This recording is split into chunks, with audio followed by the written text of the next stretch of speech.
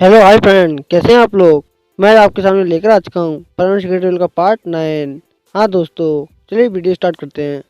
जैसा कि आपने प्रेस पार्ट में देखा था किस तरह से मिची के घर पर कवाब साहू और पाको आ जाते हैं और ये सब देखकर मिची को काफ़ी गुस्सा हो जाती है, लेकिन वह बाद में मान जाती है मिस्सो के कहने पर। लेकिन उसके बाद भी वहाँ शांति नहीं रहती, क्योंकि वहाँ पर पायन भू भी वहाँ आ जाते हैं और वह भी घर में आने की जिद करते हैं। लेकिन मिची को साफ मना कर देती है उन्हें कि मेरे घर को क्या धर्मशाला समझ रखा है क्या, जो कोई मन उठाकर आ जाता है यहाँ पर। और ये बात सुनकर पाको भी यही कहती है सेम कि हाँ, मिची को ठीक कह रही है। फिर पायन की दाल उन सब के आगे नहीं गलती तो वह मिस्सू का सहारा लेता है, लेकिन मिस्सू भी कुछ नहीं कहता है, वह चुप रहता है। और वो कहता है कि मुझे इस सब में मत घसीटो पायन, और वो इतना कहकर वो अंदर चला जाता है। मिच्ची को भी अंदर चली जाती है मिस्सू के साथ, ये कहकर कि पाको कुछ भी हो जाए ये दोनों अंदर नहीं आने चाहिए। और पाको कहती है तुम चिंता मत करो मिच्ची को, ये दोनों अंदर नहीं आएंगे, तुम ये मुझ पर छोड़ो। फिर पाको क्या करती है, पायन से कहती है कि तुम्हें अंदर आना है क्या। तो पायन खुश हो जाता है कि वाह पाको तुम मान गई। लेकिन पाको क्या करती है, उसे एक जोरदार एक लात मारती है, जिसके बाद दोनों के दोनों घर से बाहर हो जाते हैं और पाको दरवाजा बंद कर लेती है और अंदर चली जाती है। अब आगे पायन कहता है अरे यार, मेरी तो यहाँ कोई वैल्यू नहीं है, मैं तो बेकार में आया था कि यहाँ आऊँगा आराम से मज़े करूँगा, दो दो लड़कियाँ हैं यहाँ पर, लेकिन एक भी लड़की घास नहीं डालती, क्या करूँ यार। और वो भी कहता है अबे तेरी वाली के चक्कर में अपनी वाली को छोड़ आया। मैंने सोचा था कि तेरे साथ आऊँगा तो पार्टी शार्टी करूँगा, केले खाऊंगा मज़े से, लेकिन तेरे साथ जब भी आता हूँ बस मुझे मार खाने को मिलती है और कुछ नहीं इसके सिवा। और पायन ये बात सुनकर गुस्से में कहता है ओए, मैं भी यहाँ पार्टी के इरादे से ही आया था कि मैं मज़े करूँगा, लेकिन मुझे क्या पता था यहाँ मुझे मार खाने को मिलेगी। पायन की बात सुनकर वो भी कहता है पार्टी हो गई हो तो अब हम घर चलें। और ये बात सुनकर पायन कहता है पहली बार ठीक बोल रहा है, और वैसे भी यहाँ बहुत ठंड पड़ने वाली है, अगर हम यहाँ कुछ देर और रहे तो वैसे ही जम जाएंगे ठंड से। और वो भी कहता है ऐसा है क्या। पायन कहता है हाँ ऐसा ही है, चला हम घर चलते हैं, बहुत ज़्यादा हो गया। और इतना कहकर वो दोनों के दोनों घर जाने लगते हैं और सीन शिफ्ट होता है पाको का। पाको भी अपने कमरे में आ जाती है, मतलब मिचिको के वाली कमरे में जहाँ मिचिको सो रही थी। और वो दोनों देखती हैं कि मिस्सू कब का सो चुका है। और वह उसे देखकर एकदम से सोचती हैं अरे ये इतनी जल्दी सो गया, मुझे लगा कि मैं इससे कुछ देर और बात करूँगी। और मिच्चू को भी अपने मन में सेम यही सोचती है कि मुझे लगा कि मैं मिस्सू के साथ कुछ और बातें करूँगी, लेकिन ये तो जल्दी सो गया। लेकिन वह दोनों ही जानती थी कि मिस्सू इस वक्त क्यों सो रहा है, क्योंकि वह बहुत थक चुका है, क्योंकि वह परमान है। और ये बात दोनों ही जानती थी कि वह परमान है। लेकिन पाओ को क्या पता कि वह मिस्सू की आइडेंटिटी जान चुकी है कि मिस्सू ही परमान है, और वह इसलिए उसे हासिल करने के लिए नए नए तरीके इस्तेमाल करेगी, उसे क्या पता। फिर पाको और मिच्ची को जाकर अपने बेड पर लेट जाते हैं। मिच्ची को अपने मन में कहती है मुझे नहीं पता था कि मिस्सू इतनी मेहनत करता है।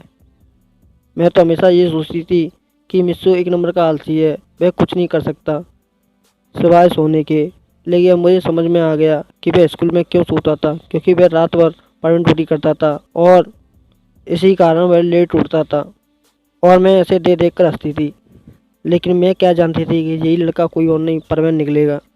लेकिन जो हुआ सो हुआ, लेकिन अब मैं किसी भी तरह परवीन को हासिल करके रहूँगी, चाहे इसके लिए कुछ भी हो जाए। लेकिन ये पाको कहाँ से आ गई बीच में।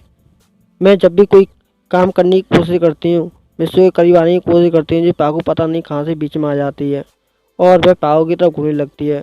लेकिन पाको भी सोने जा चुकी थी और वह अपने बेड पर सो गई थी। वह जानती थी कि मिस्सू परवीन है, इसलिए वह इसे ज़्यादा डिस्टर्ब नहीं करती और वह बिना कुछ कहे चुपचाप सो जाती है। और मिच्ची को क्या, वह भी कहती है चलो मैंने सोने चलती हूँ, और वह भी सो जाती है। और ऐसे ही सीन दिखाया था रात का। रात के वक्त अचानक पाको अपने बेड से उठ जाती है और वो काफ़ी हाँफने लगती है और वो कहती है कि परवीन। और वो जाकर मिस्सू की तरफ देखती है और वो कहती है कि परवीन तो यहाँ है मुझे। और वह कहती है लगता है वह एक बुरा सपना था, मुझे लगा कि मिस्सू मुझे छोड़कर जा रहा है, लेकिन मिस्सू तो यहाँ पर है। और वह अपनी बेड से उठती है और मिस्सू के पास जाती है। वो देखती है कि मिस्सू ने अपना बेड की तरफ से अपनी रज़ाई नीचे गिर दी है। और ये सब देखकर पाको एकदम हंसने लगती है और वो कहती है ये कभी नहीं सुधर सकता, अपनी आदत से मजबूर है। और वह क्या करती है, उसे रजाई को फिर से उसके ऊपर उड़ा देती है और वो कहती है कि मिस्सू तुम चिंता मत करो, मैं तुम्हें कुछ नहीं होने दूंगी। जब तक मैं हूँ तुम्हारे साथ तो मैं तुम्हारी लाइफ में तुम्हारे साथ कदम से कदम बढ़ाकर चलना चाहती हूँ पूरी ज़िंदगी भर। मुझे तो तुम्हारा साथ पूरी ज़िंदगी भर चाहिए और तुम मुझे बीच में छोड़ने के बारे में सोच रहे हो, ऐसा बिल्कुल नहीं होगा। और वो इतना कहकर उसके सिर पर किस करती है और वहाँ से चली जाती है सोने के लिए। और सीन दिखाया था अगले दिन सुबह का। सुबह सुबह सारे लोग उठ जाते हैं और वो घर के बाहर खड़े होते हैं और वह मिचिको से बाय कहते हैं कि मिचिको अब हम चलते हैं। और मिचिको भी कहती है ठीक है हम स्कूल में मिलेंगे। और पाको कहती है मिचिको से कि तुम्हारा शुक्रिया मिचिको, तुमने मुझे एक रात घर में रहने दिया। और ये बात सुनकर मिचिको कहती है मैंने ये सब मिस्सू के लिए किया था, मैं होती तो तुम्हारे लिए ऐसा नहीं करती, क्योंकि मिस्सू मेरा एक अच्छा दोस्त है और मैं मिस्सू की बात कभी नहीं टाल सकती। और ये बात सुनकर पाको का भी गुस्सा आता है और कवाब साबू आपस में कहते हैं चल यार बहुत हो गया इन लड़कियों की बकबक सुन सुनकर, वैसे ही मैं पक चुका हूँ कब का। और मिचिको कहती क्या कहा तुमने? तो साबू कहता है अरे मेरा कहने का मतलब मैं तुम्हारे बारे में नहीं कह रहा था, मैं तो इस कबाब के बारे में कह रहा था, जी हमेशा मुझे बक बक बक बक बक बक लगा रहता है। तो ये बात सुनकर मिचिको कहती है अच्छा मुझे लगा कि तुम मेरे बारे में कह रहे हो। और कबाब कहता है क्या कहा तुमने? तो साबू कहता है मुझे कुछ घर पर काम है मैं चलता हूँ। और इतना कर वो वहाँ से भाग जाता है और कबाब भी उसके पीछे भागने लगता है। फिर पाको गुस्सा होकर अपनी घर की ओर चली जाती है, ये सोचकर कि अगर वह कुछ देर और रही तो पता नहीं वो क्या क्या कर बैठे। और वह नहीं चाहती कि मिस्सू के आगे उसकी इमेज खराब हो। मिस्सू कहता है इस पाको को अचानक क्या हो गया? फिर मिचिको मिस्सू के पास आती है और हाथ बढ़ाकर कहती है ठीक है तो मिस्सू हम अब स्कूल में मिलेंगे। और ये बात सुनकर मिस्सू कहता है हाँ ठीक है मिचिको। और वो कहता है ठीक है तो मिचिको मैं अब चलता हूँ। तो मिचिको कहती है ठीक है जाओ।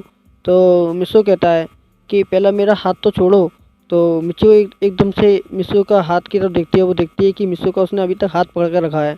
और ये सब देखकर मिचिको एकदम हड़बड़ाते हुए बोलती है ओह सॉरी, और वो हाथ उठा लेती है। और वह फिर से कहती है ठीक है तो मिस्सू अब हम स्कूल में मिलेंगे। और ये बात सुनकर मिस्सू कहता है हाँ मिचिको। और वह इतना कर वो वहाँ से चला जाता है और मिचिको उसे पीछे से देख रही होती है। फिर पाको का सीन शिफ्ट होता है। पाको अपने घर में पहुँच जाती है और वो जाकर अपने रोबोट से मिलती है और रोबोट से कहती है तुम इस तरह से खामोश क्यों हो? तो उसकी रोबोट कहती है अरे तुम शांत हो जाओ पहले ध्यान से और मेरी बात ध्यान से सुनो, तुमसे मिलने के लिए कोई आया है। और ये बात सुनकर पाको कहती है कौन? और अचानक ही उसके घर का दरवाज़ा खुल जाता है और वह देखती है उसके सामने उसकी मॉम खड़ी है। और मॉम को देखकर पाको इमोशनल हो जाती है और वह जाकर अपनी मॉम को गले लगाने वाली होती है। तभी उसकी रोबोट क्या करती है उसका हाथ पकड़ लेती है और कहती है कि पाको ये तुम क्या कर रही हो? अगर तुम इस तरह से अपनी मॉम के गले लगोगी तो तुम्हारी मॉम को पता चल जाएगा कि तुम ही सुमीरे हो। और ये बात सुनकर पाको कहती है लेकिन, तो उसकी रोबोट कहती है हाँ मैं समझ गई। और वह कहती है कि मॉम इससे मिलिए, ये है पाको मेरी सबसे अच्छी दोस्त। और ये बात सुनकर उसकी मॉम कहती हैं हाँ मैंने इसे देखा है, इसके अखबारों में मैंने फ़ोटो देखी है और टीवी में इसे कई बार देखा है, ये तो बिल्कुल तुम्हारी जैसी ही दिखती है, बिल्कुल सेम टू सेम। और ये बात सुनकर पाको डर जाती है। और ये बात सुनकर सुमिरे कहती है ये क्या कर रही हूँ मॉम, आपको तो पता है मैं आपके सामने खड़ी हूँ इस वक्त, तो मैं भला पाको कैसे हो सकती हूँ? और ये बात सुनकर उसकी मॉम कहती है हाँ हाँ मुझे पता है, लेकिन तुम इतनी घबराई हुई क्यों, मैं तो सिर्फ ऐसे ही बोल रही थी। फिर उसी वक्त पाको कहती है लेकिन आंटी आप इस तरह से अचानक कैसे आ गई, कम से कम आपको इन्फॉर्म तो करना चाहिए था। और ये बात सुनकर सुमेरी की मॉम कहती हैं लेकिन ये सवाल तो सुमेरी को करना चाहिए, तुम क्यों कर रही हो? और तभी पाको एकदम घबराती कहती है मेरा कहने का मतलब है ये बात सुमेरे तुम बोलो ना। तो सुमेरी कहती है हाँ मॉम मैं ये कहना चाहती थी अगर आपको आना ही था तो कम से कम मुझे इन्फॉर्म तो कर देती, मैं आपसे मिलने के लिए एयरपोर्ट पर आ जाती। और ये बात सुनकर उसकी मॉम कहती हैं हाँ लेकिन मुझे पता है कि तुम मुझे आ जाती, लेकिन तुम्हारे लिए और भी कई काम है, तुम तो आजकल मुझसे बिल्कुल बात नहीं करती हो, मुझसे पहले कितनी कॉल किया करती थी लेकिन अब तो तुम्हारा एक भी कॉल नहीं आता है, आजकल कुछ ज़्यादा बिजी होने लग गई हो क्या? और ये बात सुनकर उसकी रोबोट कहती है हाँ मॉम आजकल कुछ ज़्यादा काम बढ़ गया है। तो वो क्या करती है अपने बैग से कुछ पेपर निकालती है और वो कहती है यही है वो काम। और वो देखती है कि उसमें परमैन और सुमेरे की फ़ोटो है।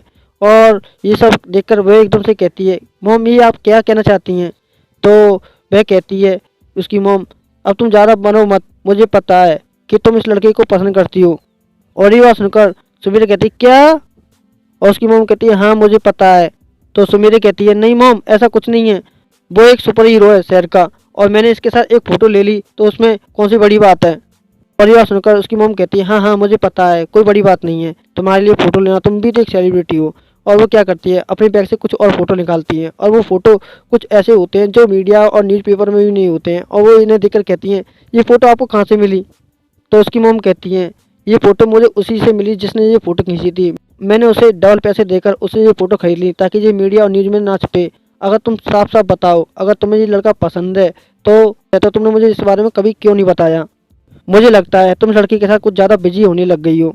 और ये सब सुनकर अब सुमीरा के पास कोई रास्ता नहीं रह जाता है। अब वो कहती है कि हाँ वो मेरा बस एक अच्छा दोस्त है। और ये सब सुनकर उसकी मॉम कहती है सिर्फ अच्छा दोस्त या कुछ और। तो सुमीरा कहती है नहीं नहीं मॉम, बस एक अच्छा दोस्त बस। तो उसकी मॉम कहती है हाँ मैं जानती हूँ कितना अच्छा दोस्त है तुम्हारा।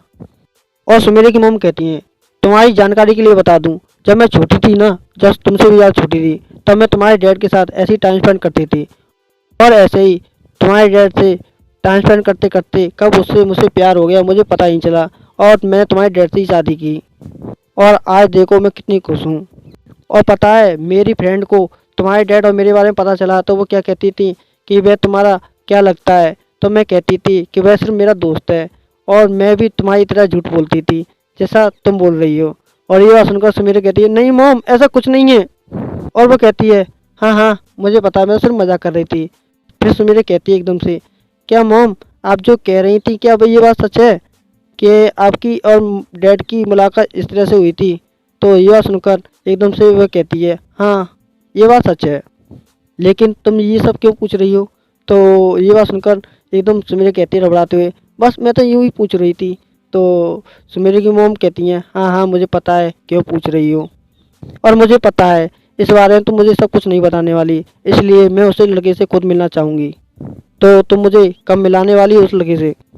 और ये बात सुनकर सुमीरा कहती नहीं मॉम ऐसा कुछ नहीं है, वह सिर्फ मेरा एक अच्छा दोस्त है। तो उसकी मॉम कहते ठीक है उसे अच्छा दोस्त समझकर ही मुझे मिला देना। और मॉम की इस बात को सुनकर सुमीरा कहती है हाँ अच्छा दोस्त समझकर मिला दूंगी, लेकिन आप उसे कुछ ऐसा वैसा मत समझना, वह मेरा सिर्फ अच्छा दोस्त है। तो सुमीरा की मॉम कहती है हाँ वो तो मैं जानती हूँ कितना अच्छा दोस्त है तुम्हारा। ऐसा कर वो हंसने लगती हैं। फिर सुमीरा की मॉम कहती हैं ये सब छोड़ो, दरअसल मैं यहाँ तुमसे मिलने के लिए नहीं आई थी, बल्कि मैं अपनी एक फ्रेंड से मिलने के लिए आई थी जो यहाँ पर रहती है, क्योंकि मुझे उसका एड्रेस मिला था।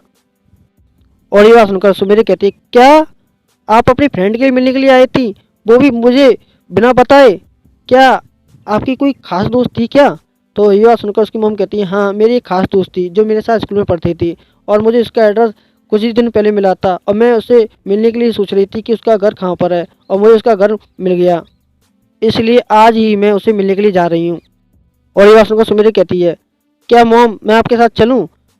और तभी वह कहती है नहीं मैं अकेली चली जाऊँगी, तुम यहाँ पर रहो, तुम अपना काम संभालो, मैं उससे अकेले मिलने जा सकती हूँ। और वह कहती है नहीं नहीं मॉम मैं आपके साथ चलती हूँ। फिर उसकी मॉम कहती है ठीक है आ जाओ जल्दी से। और वो बाहर खड़ी हो जाती है, और तभी वह तेज़ी से जाने वाली होती है, तभी उसका पाको हाथ पकड़ लेती है और वो कहती है तुम कहाँ जा रही हो। तो वह कहती है मैं अपनी मॉम के साथ जा रही हूँ। तो वह कहती है तुम भूल गई क्या, असली सुमेरे मैं हूँ। और हाँ तुम उस वक्त मेरी मॉम से क्या कह रही थी जब तुम मिस्सो के बारे में बात कर रही थी, मतलब परवीन के बारे में। और यह सुनकर उसकी रोबोट कहती है क्यों पाको तुम्हें जलन हो रही थी क्या। फिर पाको कहती है क्या कहा तुमने। फिर उसकी रोबोट कहती है देखो पाको इतना गुस्सा मत हो, तुम्हारी फीलिंग और मेरी फीलिंग दोनों सेम सेम है। फिर पाको कहती है सेम सेम है तो क्या हुआ, तो तुम परवीन के बारे में ऐसा बोलोगी मेरी मॉम के सामने, ये मत बोलो तुम मेरी रोबोट हो और परवीन सिर्फ मेरा है। तो उसकी रोबोट कहती है शांत हो जाओ तुम्हारी मॉम कहीं सुन ना ले। तो वह कहती है गुस्से में मेरी मॉम जा चुकी हैं और हाँ तुम्हारा समय समाप्त हुआ। और उसकी नोज़ की बटन दाब देती है और उसे रोबोट बना देती है। वो कहती है मैं जा रही हूँ अपनी मॉम के साथ, जिस ज़्यादा बोलने लग गई है, और उसे वह कबर्ड में रख देती है और वो सुमेरा बन जाती है और अपनी मॉम के पास चली जाती है। और उसकी मॉम कहती हैं अरे तुम्हें इतनी देर कैसे लग गई। तो वो कहती है कुछ नहीं मैं पाको को छोड़ने गई थी। तो वह कहती है उसकी मॉम अच्छा तो तुमने पाको को छोड़ दिया, तो वो कहती है हाँ मैंने उसे छोड़ दिया, वो घर चली गई है अपने घर। फिर सुमेर की मॉम पाको के बारे में जानने लगती हैं कि पाको परवीन की लगती क्या है। तो वह कहती है वह भी मेरी तरह एक अच्छी दोस्त है। और ये बात सुनकर सुमेर की मॉम अपने मन में सोचती है कहीं पाको और परवीन एक दूसरे को पसंद ना करने लगें, जिससे कि मेरी बेटी का दिल टूट जाए और उसके बाद मैं क्या करूँगी। और मेरी बेटी भी परवीन को पसंद करती है, मैं ये बात जानती हूँ। वो भले ही मुझे नहीं बताए तो क्या हुआ, लेकिन मैं उसकी फीलिंग समझ सकती हूँ। मुझे इस सब के बारे में जल्द से जल्द परवीन से बात करनी पड़ेगी, उससे मिलकर। और वह गाड़ी में चल रहे होते हैं और उसी वक्त एक जाइंट रोबोट एक जोर से टक्कर मारता है, जिस टक्कर की वजह से सारी गाड़ियाँ उलट पलट हो जाती हैं। और ये सब देखकर सुमेरी की मॉम एकदम डर जाती हैं और सुमेरी भी। सुमेरे किसी भी तरह से उस गाड़ी से बाहर निकालती है अपनी मॉम को, खुद को भी बाहर निकालती है। और वो देखती है कि शहर में एक रोबोट तबाही मचा रहा है और वह परवीन के पीछे पड़ा हुआ है। और वह देखती है कि परवीन उसे अकेला लड़ रहा है और वह इसे देखकर उसे मत करने के लिए जाने ही वाली होती है। फिर वह सोचती है कि इस वक्त मैं अपने रोबोट को नहीं लेकर आई, अगर इस वक्त मैं चली गई तो इन मॉम को शक हो जाएगा कि मैं ही सुमेरे हूँ और मैं ही पाको। इसलिए वह नहीं जाती और वह दूर से ये सब देख रही होती है।